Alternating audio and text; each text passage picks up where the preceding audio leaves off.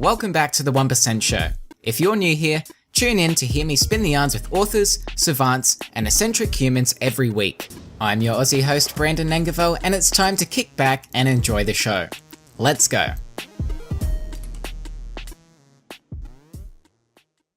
This episode is brought to you by Blinkist, a pretty sweet app that gives you key insights from over 2,000 best-selling non-fiction books, transformed into powerful packs you can read or listen to in just 15 minutes. These powerful packs are known as Blinks. Some of my favorite Blinks include Superintelligence, Deep Work, and The Subtle Art of Not Giving a Fuck. Head to Blinkist.com/1% better to get started. That's Blinkist, Blinkist.com/1% better. 1% better is all words, lowercase, no spaces. Again, head to Blinkist.com/1% better to access key insights from over 2,000 best-selling nonfiction books straight from your phone. To the listeners listening in, I came across Andrew in Bill Maher's documentary, Religulous. Now, Andrew is the author of Born to Believe, God, Science, and the Origin of Ordinary and Extraordinary Beliefs. So I just want to officially welcome you, Andrew, to the podcast. Well, thank you for having me on the program. Fantastic. So just in your own words, Andrew, could you give a brief outline of who you are, what you're known for, and what it is that you do? I want to hear in your own words. Oh, well. So Andrew Newberg, and my official title is that I am the Director of Research at the Marcus Institute at Thomas Jefferson University in Philadelphia. I spend a lot of my time working in integrative, means that we do a lot of work to try to help people who have different issues and problems by combining both traditional medicine as well as various alternative and complementary types of approaches, and focusing on things like diet and nutrition and meditation and acupuncture and so forth. But what I'm perhaps most known for is my work in the field of neurotheology, the field that links our religious and spiritual beliefs and experiences and practices with what we can understand in the context of the human brain. Over the past 20 years or so, we've done hundreds of scans of people doing all different kinds of spiritual practices, meditation, prayer, speaking in tongues, and so forth, trying to get a better understanding of what's going on in the brain when people have those experiences and what that means for us. What does it mean on a clinical level? How does it help people? How does it hurt people? How do we understand it?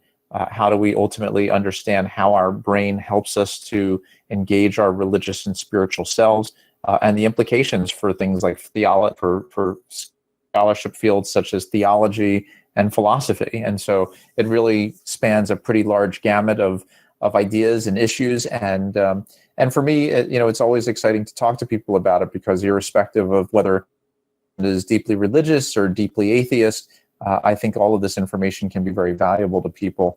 And so, I enjoy sharing it with people. And as you mentioned, I've written not only the Born to Believe book, but a number of other books, both academic as well as more popular, such as How God Changes Your Brain and How Enlightenment Changes Your Brain, trying to explore these various experiences and belief systems in as detailed way as possible, and in a way that for me, I mentioned the term neurotheology. For me, that is a term that really represents a two-way street. It is not science telling about science, but it's science both telling us about each other and ultimately telling us about ourselves. And that to me is a very exciting avenue, and something that I think may be very valuable for all of humanity as we go forward. Sure. And is neurotheology, that's a new term to me that I've never heard before. Is this something that's quite recent? Oh, yes. I mean, certainly it's relatively recent. The actual research going into this area is something that's been going on really in the last maybe 15 or 20 years. And I wrote a book called Principles of Neurotheology to try to outline what this field of scholarship really is about. So it's an emerging field, and it incorporates not only neurology and neuroscience, which is what the name specifically would kind of look at, but also psychology and overall health and medicine, anthropology, And then on the religious and spiritual side, religious and spiritual practices, rituals, belief systems, theology, liturgy, various spiritual experiences that arise from all approaches and all different ways in which people can get at those kinds of experiences.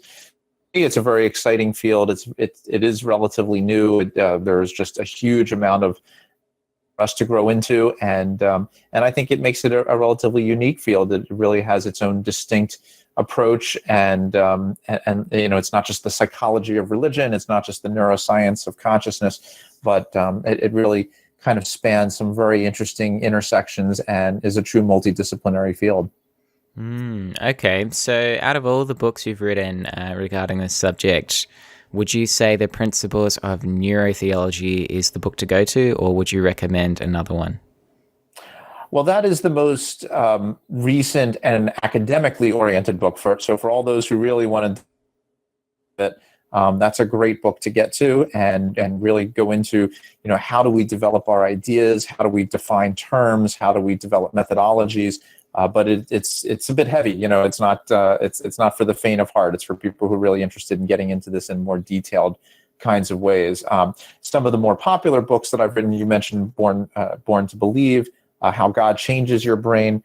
Those are some of the books that we've written for the more popular audience, and still covers a lot of interesting topics. We still have hundreds, if not thousands, of references in all of them, so that there's a lot of detail behind it. But it really allows people who just kind of want to think about it and explore it on their own, but not the heavy academic side of it. Those are some great books for that. And our most recent book is How Enlightenment Changes, and really speaks to some of the most intense experiences that people have, the mystical and enlightenment types of experiences that many of your listeners may have had, or I would hope most people would want to achieve. And so this gives us some knowledge about how we can explore these issues and explore these experiences and how we relate them back. So that's probably where I would say is the best options for people. Okay, sure thing. And so why did you write Born to Believe? What message do you really want to get out to the world? Well, part of why I wrote Born to Believe is that when I first started into this area of research, I was looking at a lot of spiritual practices and experiences, but ultimately it kind of comes down to the beliefs that people have. What do we actually think about religion, spirituality, God, the world? And actually, in many ways, part of why I got into this whole field in the first place really had to do with how we look at reality, the world around us, and how we construct our beliefs. I was always kind of amazed that, if we're all looking at the same world, how can we have people who are Christian and Jewish and Muslim, and why are we all coming to different conclusions? Why are we, in the United States, why are there Republicans and Democrats, and how do we all kind of look at the same world and come away with very different conclusions? So for me, part of it is trying to understand the brain processes that go into those beliefs, and that was what really led to into our book on beliefs. And actually, no one had ever really talked a whole lot about beliefs and where they come from, what they are, what they mean, how they develop, and so forth. And so for me, it was really a very novel area for us to explore. And I suppose, in terms of the big take-home messages to it, I think there are a couple. I think one of them is to really identify where our beliefs are, and to really recognize the brain as a belief-making machine. Pretty much everything that we think about the world is a belief. We are always trapped within our brain and always kind of looking out at the world and hoping that the way we are understanding the world is accurate. So our beliefs are what help us to do that. And part of what we also do in the book is to challenge people and say, as much as we think that our ideas about the world, our beliefs about the world are rock solid, most of the research suggests that they are far from that. Our emotions, our memories, our various social influences and so forth all have tremendous influences over what our beliefs are. And so part of what we do is to sort of let people know, hey, whatever you believe, you have to be kind of careful about it, and be aware of the fact that whatever you believe may not necessarily be as accurate as you like to think it is. And probably the last, to me, which is one of the things that I have certainly learned through all of this neurotheology work, is that that if we are all kind of in the same boat and all of our brains are just kind of looking out at the world and trying to make some sense out of it, then perhaps we need to be a lot more open and compassionate about other people's beliefs, because if their brain came to a different conclusion than ours, it doesn't necessarily mean that their conclusion is any better or any worse than ours. And I think sort of an understanding and a certain level of compassion and empathy, to me, is something that grows out of learning about how our brain helps us to construct beliefs. Wow, you've opened up so many doors here. I'm a really curious guy, so this works out well. So immediately what comes to mind is my next question is, what do you believe makes a belief, just and righteous and great? What makes a belief great? Well, what makes a belief great? To some degree, every one of our beliefs is every one of the beliefs that we ultimately hold is great because we use it to help us navigate through the world effectively. So I guess that's kind of at least part of the ultimate answer, at least as far as have an idea or a belief that we can fall back on and helps us to understand ourselves, understand our world as effectively as possible. It may even be a little bit of a Darwinian concept that the great beliefs are the ones that kind of work for the most number of people and help us to be the most adaptive and the most effective in the world around us. But the beliefs themselves, they really are, it's basically any emotion, thought, feeling, experience that we take as being true. And that to me is always very important. That we one of the definitions in the dictionary is that a belief is something that you can't prove to be true. But to us, there's really nothing that you can absolutely prove. So it's basically a belief is basically something that we assume to be true based on whatever relevant information that we have. And another part of our definition of beliefs is that they can be both conscious as well as unconscious. So we can say, I believe in Judaism, I believe in Christianity. That could be a very conscious belief. But we also have a lot of unconscious beliefs, and those unconscious beliefs can frequently be affected and manipulated and changed by whatever we're experiencing. And certainly, there's been lots of research looking at the effects of subliminal advertisements, but even just some of the inherent biases that we all have. One of the things that we talk about in our book is a whole series of about 25 different types of biases that we all contain, and in-group biases, and authoritarian biases and things like that. So there's a lot of different ways in which our beliefs basically are constructed that help us to explain the world, and we rely on those beliefs. I mean, we need those beliefs to survive, and those are the best ones, the ones that help us actively. But our beliefs also continue to change, and they develop as we go through our lives, and as we encounter different ideas and different people. Sure thing. So if I asked you, Andrew, or I said, I believe 1 + 1 = 2. Now, is that a belief or is it fact? Well, ultimately, ultimately it is a belief, and it's based on certain ideas, certain concepts that we hope make sense to us.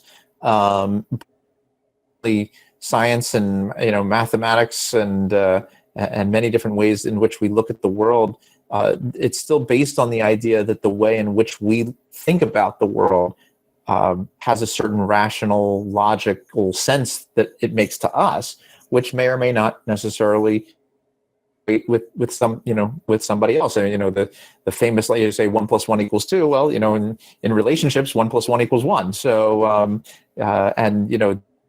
geometry and non-Euclidean geometry. So people can take things a lot of different ways. But for the most part, is certainly if we're living in a world that hopefully has some kind of regular relationships between objects and regular relationships with us. If you go out into the world and you have $1 and somebody else has another dollar, then you got $2. There is a certain value in looking at it from that very practical perspective. But there are a lot of different ways of thinking about the world. Even though we may have something that seems very clear and very rational to us, it isn't always the case, and so we have to understand that. We have to understand why we quantify things, and you talk about numbers as an interesting example. I mean, some people imbue numbers with all kinds of meaning and import. We have lucky numbers, and we have numbers that are scattered throughout religious and certain importance and meaning and so forth. So there's a lot of different ways of looking at things. Definitely. It's almost as if everything is basically grounded in a belief, because if you think about it, we've got 8 billion people. Everyone has a brain, meaning they all have beliefs. So, yes, I can't really, it's really hard to put in my mind. I don't know about yours, but I can't think of a scenario where something isn't based on a belief, coming from a human perspective at least. So, it's just, yeah. I mean, how many times do you go? It always amazes me. Every election in virtually every country is almost 50-50 or 70-30. But I mean, there's always millions of people who think about something a different way.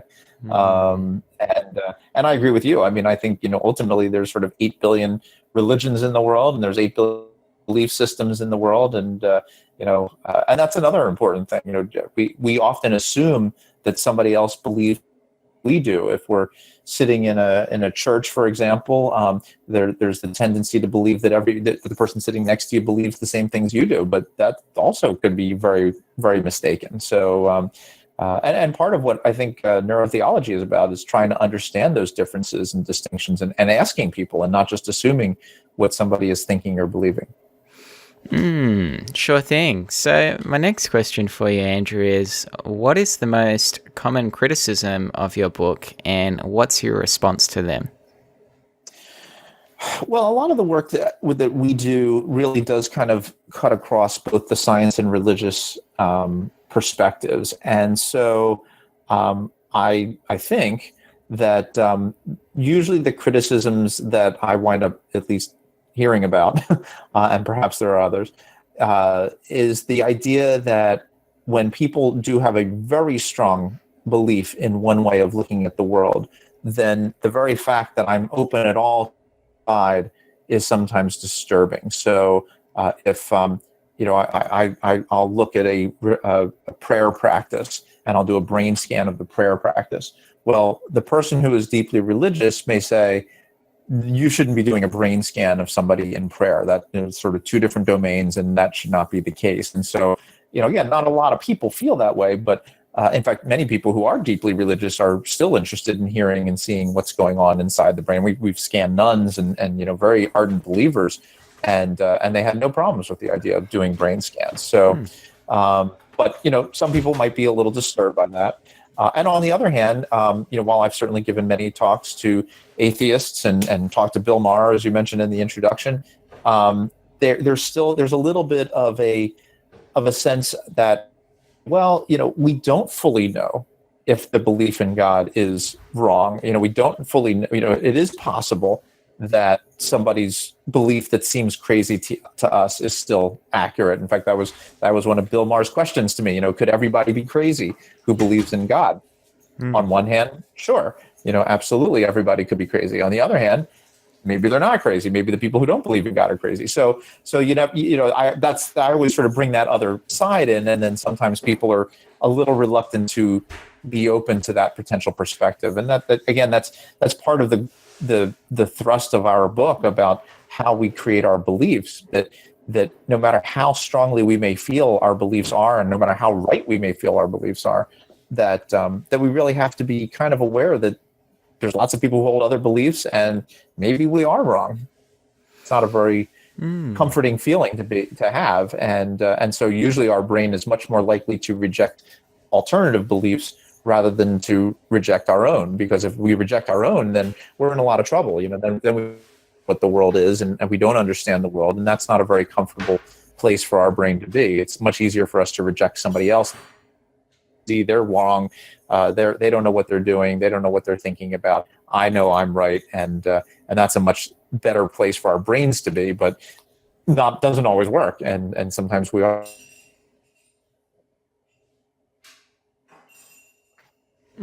Yeah, sorry, I think I just cut out the last part there. Are you still with us, Andrew? Oh, I am. Are you here? Oh, yep, no problem. Yeah, it just cut off the last few words. Okay. That's all right. Awesome. So back on track. Moving on to the next question, Andrew. Do you think we all need strong beliefs in a higher power to live a satisfying life, even if we aren't religious? Well, I think there's lots of different ways of finding meaning and purpose in life, and certainly a religious or spiritual belief system is one of them. And for those people who turn to those beliefs and who can utilize them and feel strongly about them, and they have a great deal of meaning for them, they can be a wonderful set of beliefs, and many times people can turn them into something that is very adaptive, very compassionate, very open. And so that is, there's nothing wrong with that, so to speak. On the other hand, certainly people who are atheists can develop a great meaning and purpose in life and not have any specific belief in a higher power in the context of a theistic kind of higher power, a god or something like that. Interestingly, I mean, a lot of people who are very strong atheists may still have a deep sense of being connected to the universe. About the likes of Einstein and Eugene and so forth, some of these great astronomers and scientists, frequently they have talked about the universe in these very kind of and in that context, they certainly can feel very connected to something, whether it's the universe, humanity, whatever it is, the environment. So there certainly are many ways of doing it. A lot of people come up to me after I'll give a talk, and they'll say that their creativity is their sense of spirituality, doing art or music or hiking in the woods or watching a beautiful sunset. I mean, all of these can be very, very wonderful outlets for people and wonderful ways of developing beliefs that provide a strong sense of meaning and purpose in a person's life. It's a matter of finding those beliefs that really work well for each one, and then of course obviously hoping that those beliefs are such that they are not damaging or harmful to somebody else, and hopefully they're not, and that we can all hold our beliefs and live very happy lives together and all look at the world a little bit differently, and hopefully we can, I guess, without being overly idealistic, rejoice in those differences and appreciate them. Sure. Now, just on that point of rejoicing about having a difference of beliefs and opinions amongst us, and also I think at the start you mentioned, basically just having that respect of other people's beliefs. Just because what you believe it doesn't necessarily mean that if someone has another belief that they're wrong or they shouldn't believe it. I'm just thinking on a global scale here. What if a group of people, a large group of people, or someone has beliefs that are widely considered to be destructive and damaging? Should we as humanity be, doing something about that? Or because maybe that group that believes in something that may be damaging, maybe they don't realize it, or maybe we the ones who want to change that don't realize it. So I'm just wondering. It's a it's a big topic. And it is very difficult to know. I mean, it's difficult to say right way of handling alternative beliefs, especially when they are viewed as being destructive. If you if that the world should be in a certain way and somebody has a different way of looking at it, you might how do we define our, I mean, that's really what you're kind of asking about, which is where do our moral systems come from, and what do we feel is appropriate to maintain as our morals, and what do we feel is not, and should we kill people or imprison people who believe differently than us? I mean, of course, that was the kind of one of the fundamental bases of the United States, the idea that we all have different religious traditions. We can't arrest people just because they're Catholic or Jewish or Muslim or whatever, that we have to come up with different ways of interacting with each other. But it does, you raise a very important question, which is when you have, if you're Christian and you feel that a Muslim is doing something which is truly, world, then one has to, you usually have one of several options. One is to get rid of that person, which is obviously becomes very destructive.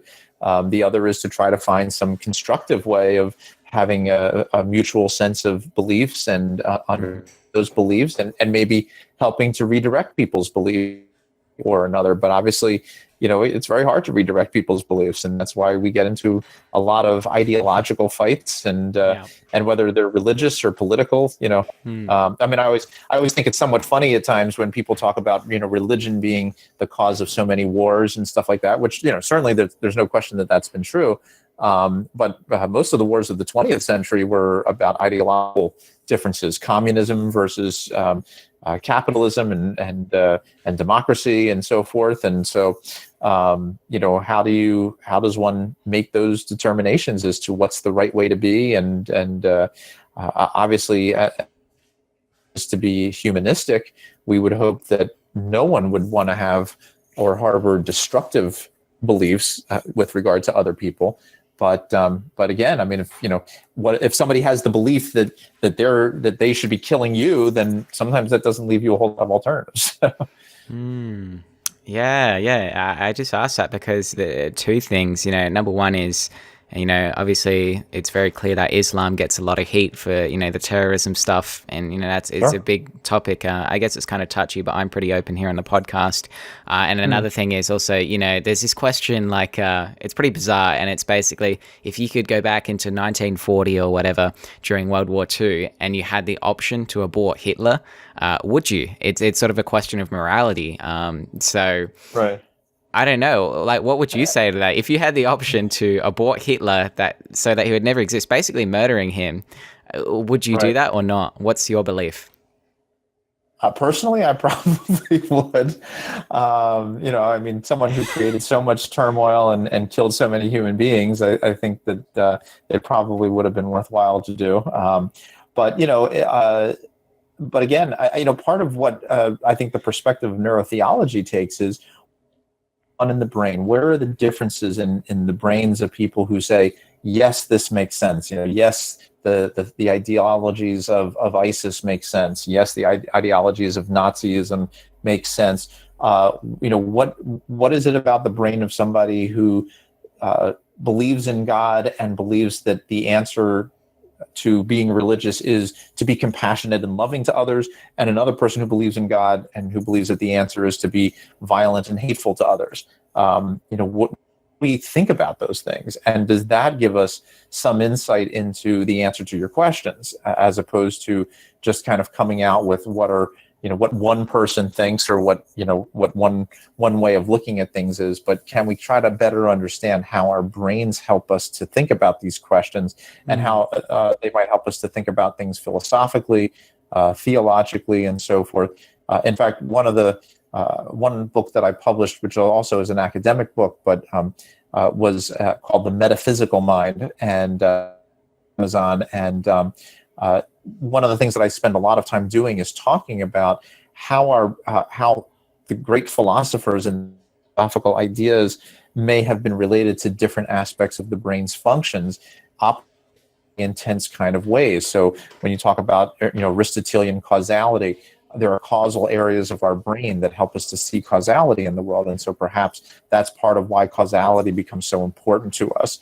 The notion of willfulness, which is something that is very prominent in different philosophical traditions, and writers such as Schopenhauer talking about the will as idea and the will of the world and so forth, then is that because the willful part of his brain was very active?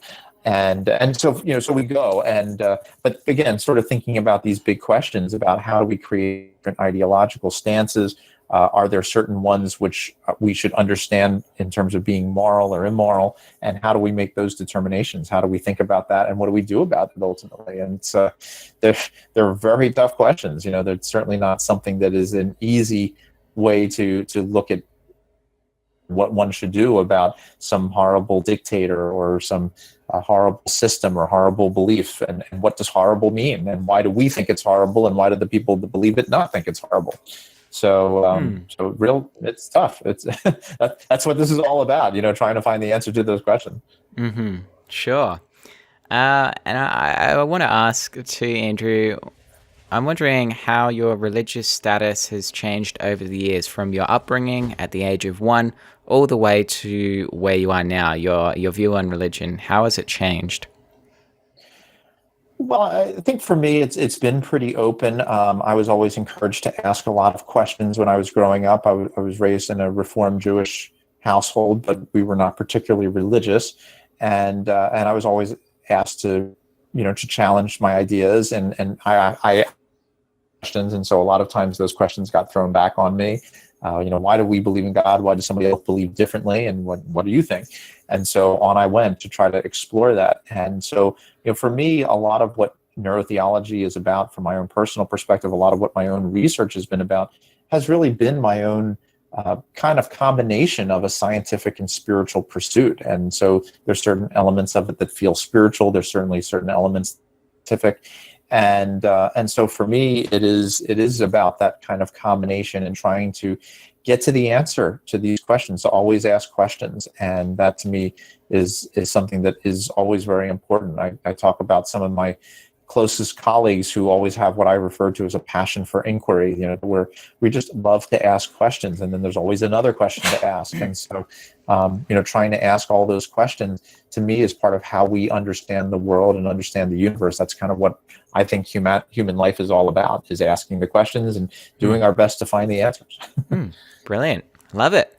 So to jump into some niche topics here, one is animal rights. So animal rights activists believe all living things are sentient beings. So eating meat and any animal-derived products is immoral. So I'm just curious, what are your own beliefs about this?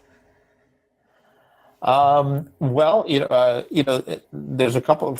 Again, some of it is more inquiry oriented than any way of truly understanding it. I certainly can respect everybody's perspective on it. A lot of the early work that we did actually looked at the relationship between animal rituals and human rituals and how they are related to each other, how they help to create a sense of connectedness among animals and among humans, and that helped us to understand spiritual experiences and where those various spiritual principles, how they ultimately help to develop various beliefs within human beings. I think there's clearly at least a bio relationship. There's no question about that. The certainly when it comes to the brain and the mind and consciousness, there's another way of thinking about it. And again, this to me is a very important part of neurotheology, that it's not just reductionistic. It's not meant to be just biological, but we need to understand the possibility that our consciousness and our mind and our awareness is something that goes beyond the brain. If that's the case, then it's possible that consciousness is its own thing. In fact, there's one of the fundamental experiences in mystical states is the notion that consciousness is primary over material. Consciousness is primary, then everything is made of consciousness, and not only animals but rocks and trees and rocks and water and the stars and planets and all that. I mean, everything has consciousness, not just animals, not just human beings. So that's so the only answer that I will give, and this is the one thing that I always think about when I think about the not doing things to animals because of their own sentience and their own consciousness, is where does one ultimately draw the line? And is it okay to kill a mosquito? Is it okay to kill a bacteria? Is it okay to kill a virus? So is it okay to kill a plant? And plants may have feelings too. But we have to eat. So so we have to kill something at some point. Yes. And then the question is, where does one draw that line, and how arbitrary is it, and how do we decide to do it? Yeah. So and again, part of what I think comes out of this is how do we as human beings make that decision? How does someone say, okay, I draw the line at fuzzy, warm-blooded animals. I draw the line at fish. I draw the line at all animals but not plants. I draw the line even further. So why and how do people come to drawing those different lines, and what is it about those different lines that make sense or feel right or feel good, or whatever the right, whatever the thing is that makes the person make that kind of decision, that this is the belief that they ultimately hold and go with. Wow, yeah, you shed some awesome value there, and you've really kind of confirmed a belief I've been meddling with the past year or so. Now, just to add a few things here, I'm vegetarian. I'm not full on vegan yet, and it's partly because of this reason related to animal morality. So I'm a vegetarian for the health benefits, but I know there is that moral argument about animal rights and them being sentient beings. And yeah, I entertained a very similar thought, and I have for a long time, and it's kind of what's holding me back from going full on in, is because at some point, somewhere, you have to exterminate something. And so it comes down to a matter of, all right, well, where do we draw the line, and what's moral, what's immoral? It all comes back to morality. Like, what is morality? What is the right thing to do? What is the wrong thing to do? And for me, like, I'm like, I'd be more than happy to clap a mosquito. They're annoying, pesky things that don't seem to hold much weight. But when I look at a dog, like a family dog, you had 3 dogs barking in the background earlier before we started this podcast. Like, they're beautiful things. You clearly have dogs for a reason. You must have a good relationship with the dogs. And of course, I was just telling a story to my friend, and I said I went out to a field just on a walk in nature here in South Australia, and I came across a sheep, and I just stared into its eyes. I tried to make a connection with the sheep, just, I don't know, kind of like you do with your dog. You've got a relationship with it. But with the sheep, I just couldn't.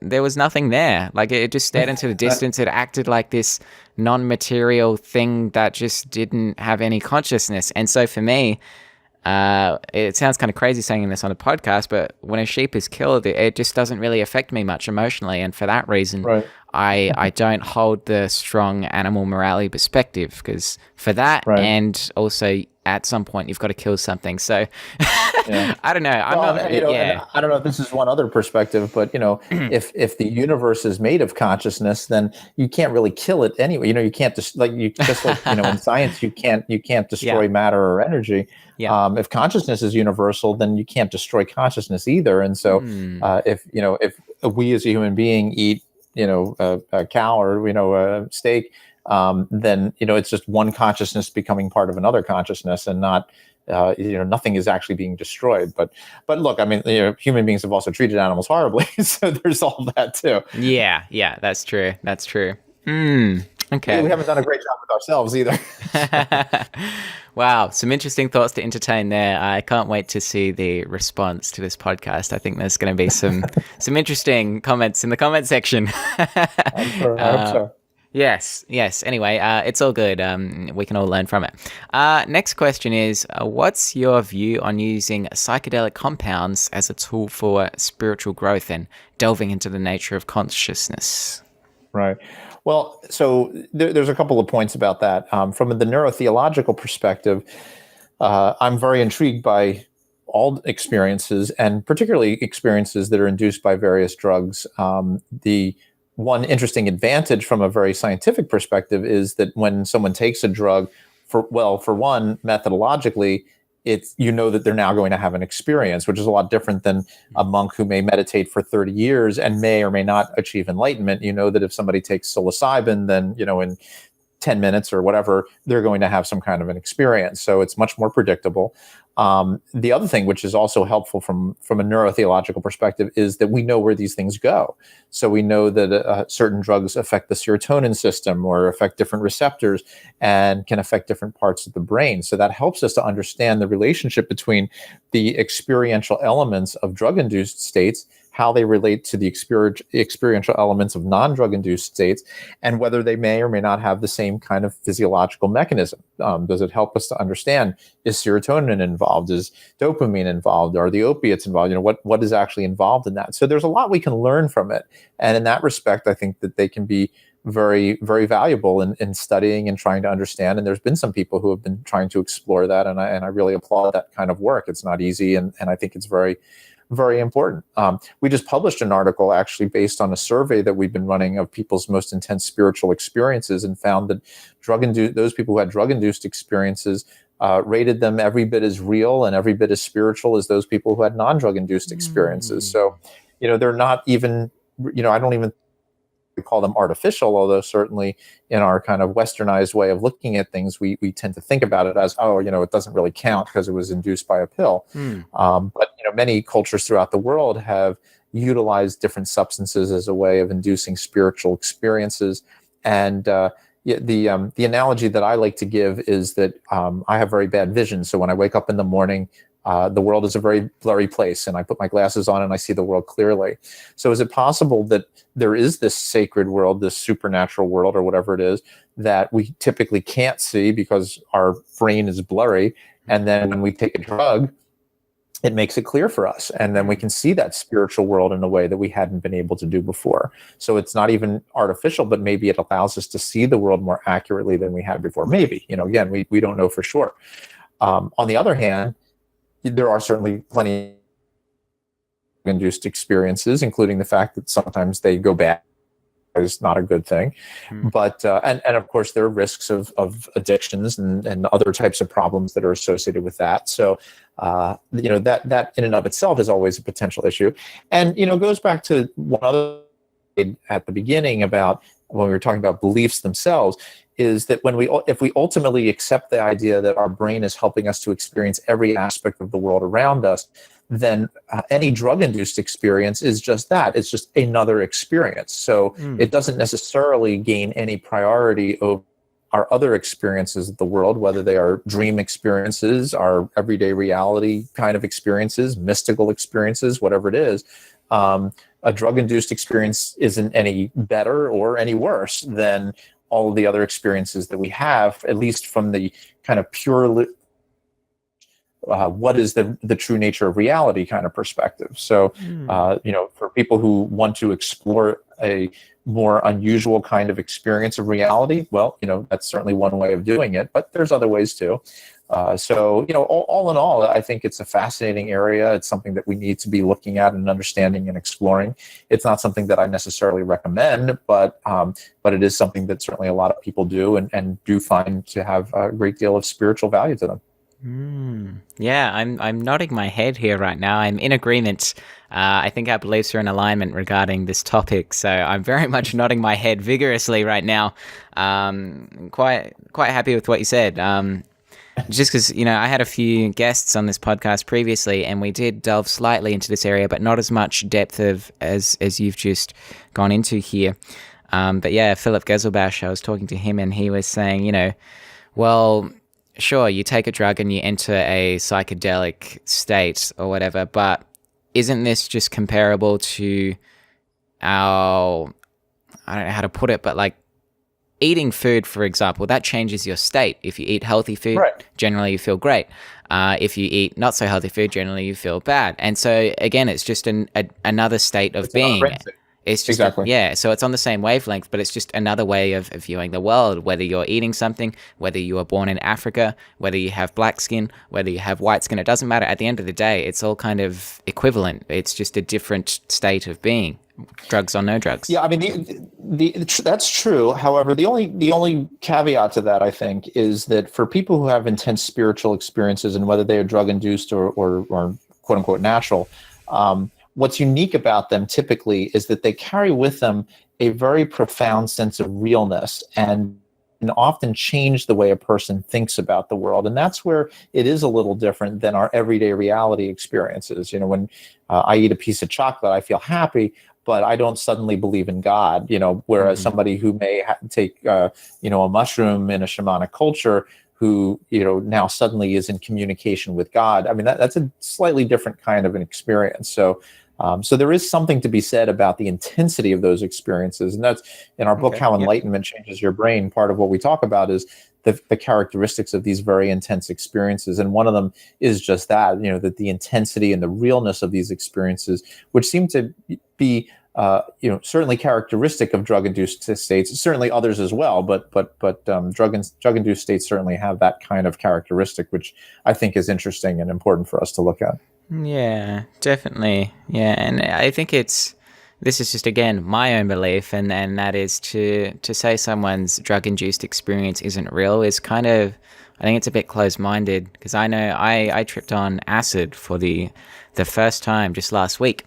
And for me, that was a very eye-opening experience. And the reason I believe it's quite a real thing, and not just in La La Land, is because when I came out of that, even today, what I saw on acid, I'm still seeing, because I believe acid just taught me to look at things that we don't normally look at. So, for example, I can give you a concrete example. I took a picture of these cracks and things I saw just in a concrete wall on a walk while I was on acid.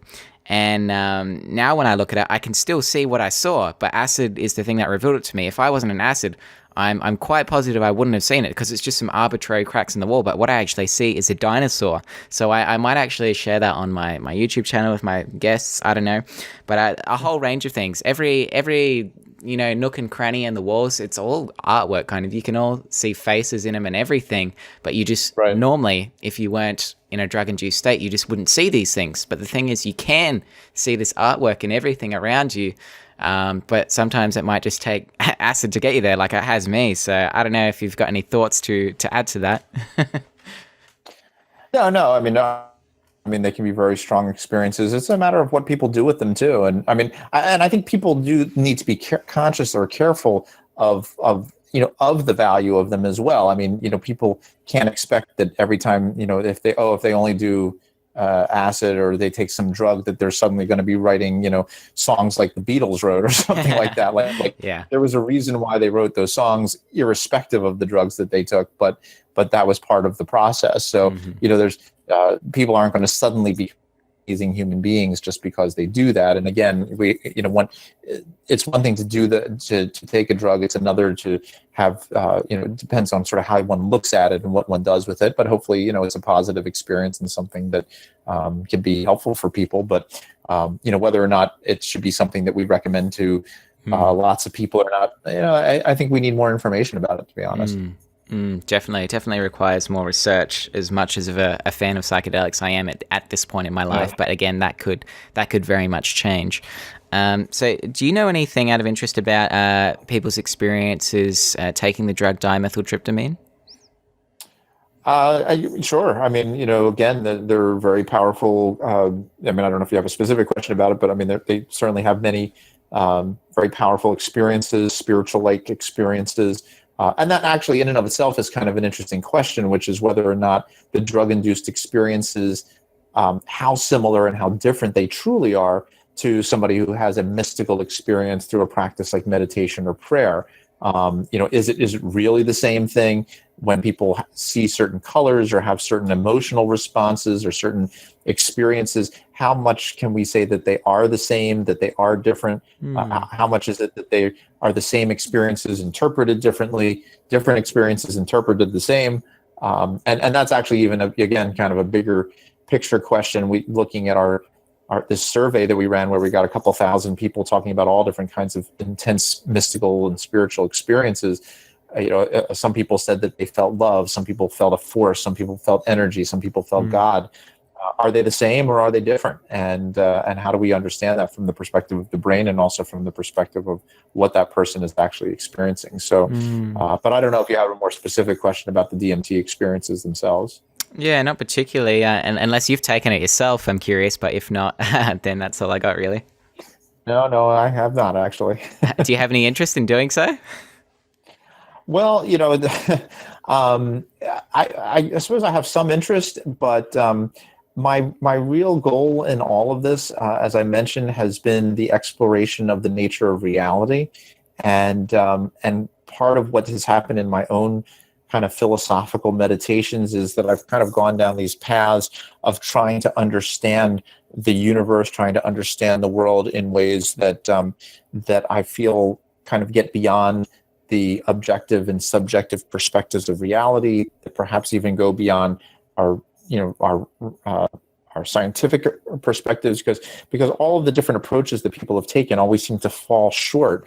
And so the question is, how do we get there? And actually, one of my own personal experiences that I talk about in this last book, How Enlightenment Changes Your Brain, was an experience that I ultimately referred to as infinite doubt, where I came to this experience where I felt like there was truly nothing that we could know. And my co-author said to me, well, gee, wasn't that kind of the most horrible experience that you can ever imagine? And here you are kind of looking for the answers to things, and you come to the conclusion that you'll never know. And I said, well, actually, it was one of the most calming, most beautiful experiences that I've ever had.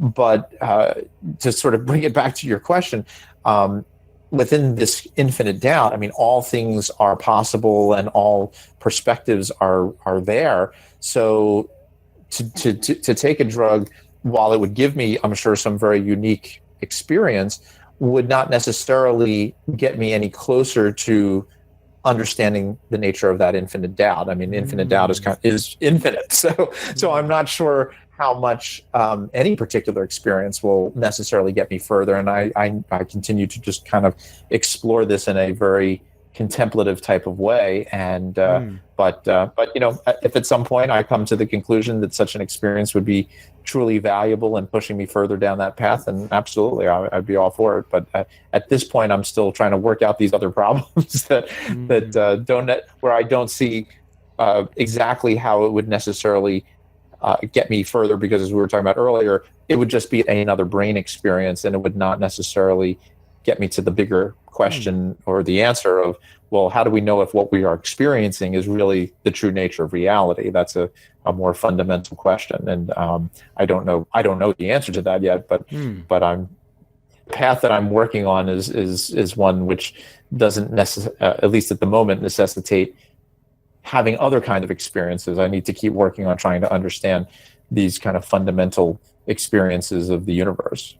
Interesting. It seems like the very nature of our own minds are to keep searching for answers, to keep solving problems. So if you think about it, one of my beliefs is we'll never figure it out, really, because once you've figured something out, you try to figure out the next thing. And There's always another question. Yeah, I don't think anyone's ever figured it out. I put that in like kind of double quotes. Maybe we can look at monks and we think that, they've got it all figured out. They've found the true nature of everything. Do you have any view on the Buddhist perspective? Do you think they've figured it out type of thing, or do you think they've still got something to search for? Well, I think everybody has something to search for. Certainly these intense mystical experiences are very powerful, and they are intensely real, and they tell us something about the experience of fundamental reality. The question still becomes is whether or not those experiences also represent the ultimate reality, and how do we get to know that? And so I think that while the Buddhist perspective is, I have forgotten a great deal of respect, and I very much appreciate that perspective, and I think it's extraordinarily valuable. That whether or not it actually gets us to that final answer or not, I don't know yet, and so at least within my own perspective of this infinite doubt, Buddhism is part of that infinite doubt too. So so it doesn't it's another approach, it's another perspective, but it is just that. It is another perspective. Although again, when people have these very, very intense mystical experiences through Buddhism or any tradition, they seem to really carry with it a sense of profound realness, which is unique among human experiences. And while it doesn't prove that they represent the absolute reality, I think we owe it to ourselves to look at those experiences very, very deeply. And so I think that the Buddhists certainly are all, but at least from my own personal perspective, we still aren't quite there yet. But I appreciate people who feel like they have gotten there, and that's great. And again, in their brain when they feel that way. Sure thing. So yeah, we're coming pretty close to an end here now. So perhaps 5 more minutes. I'll round it up here. Sure. And I'm just curious, are there any projects you're working on right now, or any ideas you're entertaining that you'd like to let our listeners know about?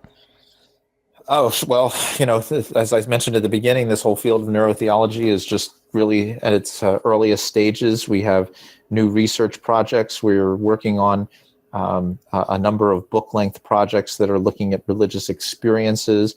I'm fascinated at looking at how neurotheology applies to individual Judaism, Christianity, Islam, and so forth. We are looking at expanding our survey studies to try to more deeply understand what everyone feels and experiences. And that to me is very important, because so often up till this point, when people talk about a drug-induced state or a mystical state, we turn to the mystic maybe we should turn to the everyday person, because everyday people are also having these experiences. And so we really want to understand what they are in as thorough a way as possible and develop this kind of what they call a phenomenological approach. What do people states, and try to make some sense out of that. So there, and then, even with my own imaging study, we're continuing to explore various practices. We're starting to look at not just the general brain processes, but different neurotransmitter systems. We're looking at various clinical impacts to see whether or not different practices and even using drugs, like psychedelic drugs. There's a lot of research now looking at the value of them in patients with depression and other types of mental illnesses and so forth. So there's a tremendous amount of work to be done, and there's a lot of exciting stuff. And people can always go to my website, which is andrewberg.com, and they can look at the most recent research publications and books and all that kind of stuff that we're doing, because there is a lot coming down the road in the next 5 to 10 years. Brilliant. I just had a minor audio glitch to Andrew. Could you just repeat the name of your website for us? Sure. People can go to Andrew Newberg, NEWBERG.com, and on the website that has articles, research articles, and certainly information about for people to explore and learn about. And as we develop and delve into new research over the next 5 to, I'll keep putting that stuff up, and I'd be happy to come back on your program and talk more about all the things that we keep learning about. Yeah, brilliant. That'd be awesome. So I'll pretty much cut it there, Andrew. So I just want to finish off by saying, I want to thank you again for coming on, Andrew. It did take us a while to bring this podcast into fruition, but I'm just apologize for that last time. That's okay. That's okay. I'm glad we finally out of my head. I'm glad we finally got to do it. So it's been a blast. It's been worth the wait. Thank you again. All right. Thank you. Take care. Head to brandonnankivell.com/subscribe. This is also the best way to interact with me and keep up with what I'm doing. Again, head to brandonnankivell.com/subscribe. As usual, thank you for listening, my friends. I release new episodes every week. Make sure you don't miss one by subscribing. It's super easy and means a lot to me. Go to iTunes, search for The 1% Show, and click subscribe. Once again, I'm your host, Brandon Nankivell, and I'll see you in the next episode.